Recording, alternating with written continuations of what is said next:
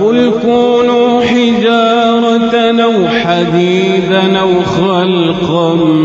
مما يكبر في صدوركم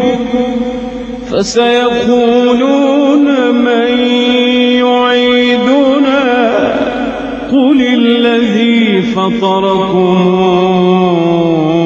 أول مرة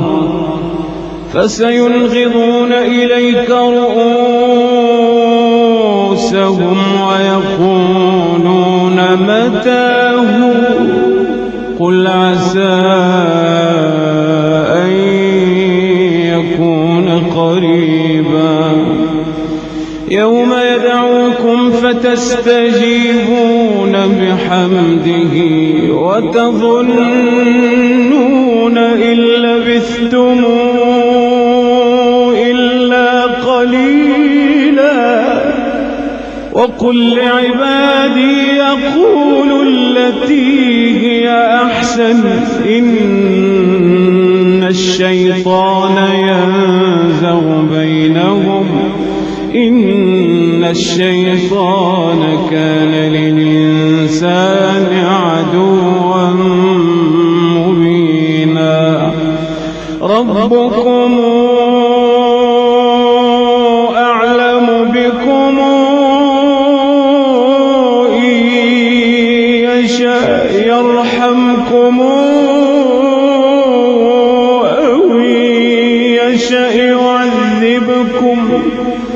ربكم أعلم بكم إن يشاء يرحمكم أو يشاء يعذبكم وما أرسلناك عليهم وكيلا وربك أعلم بمن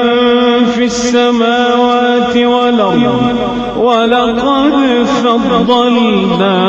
بعض النبيين على بعض وآتينا داود زبورا قل ادعوا الذين زعمتم من دونه فلا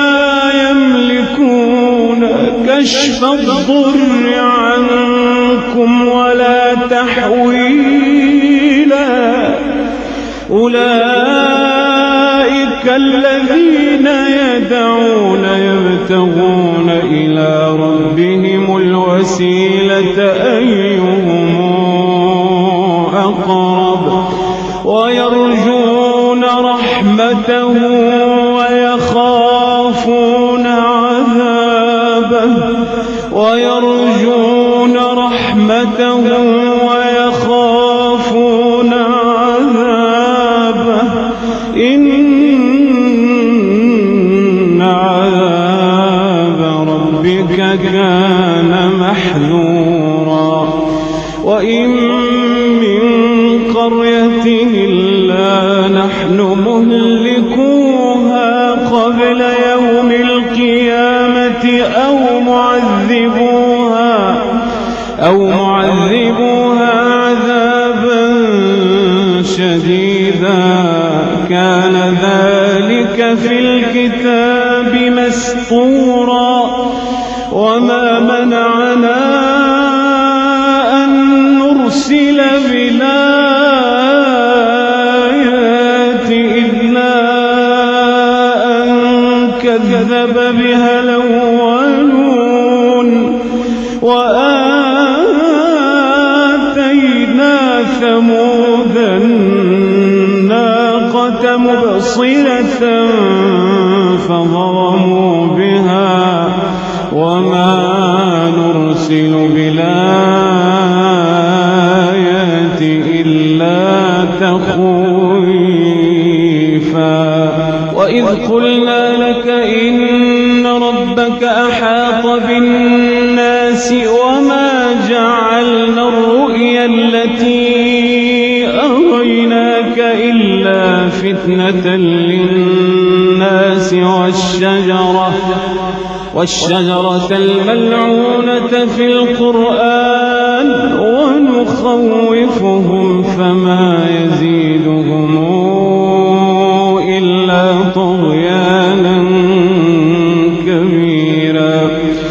وإذ قلنا للملائكة اسجدوا لآدم فسجدوا إلا إبليس قال أسجد لمن خلقت طينا قال أرأيتك هذا الذي كرمت علي لئن أخرتني إلى يوم القيامة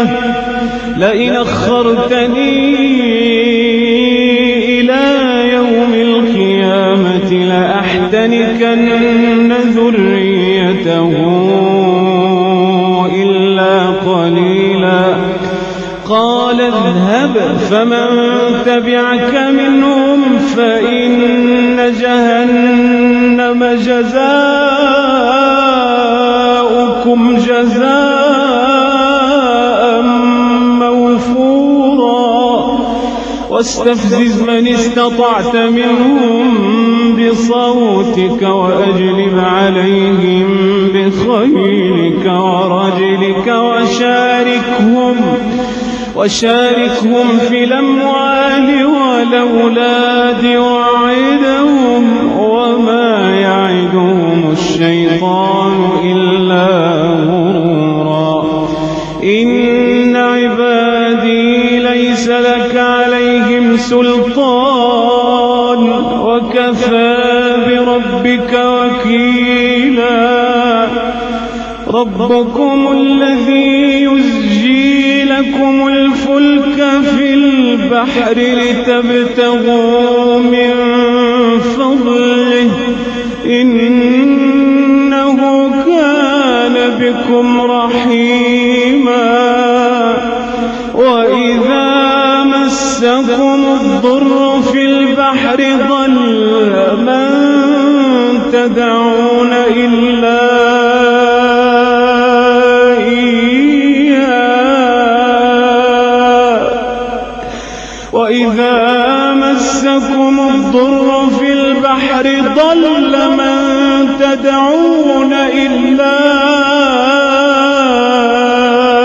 إياه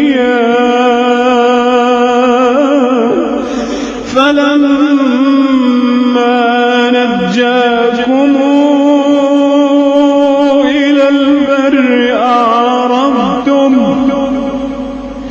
وكان الإنسان كفورا. أفأمنتم أن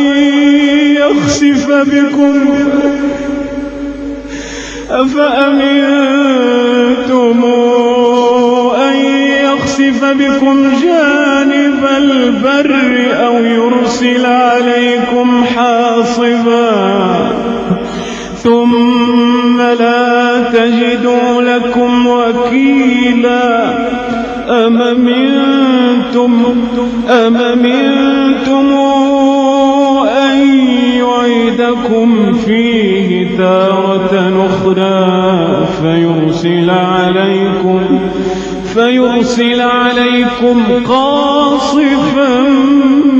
من الريح فيغرقكم بما كفرتم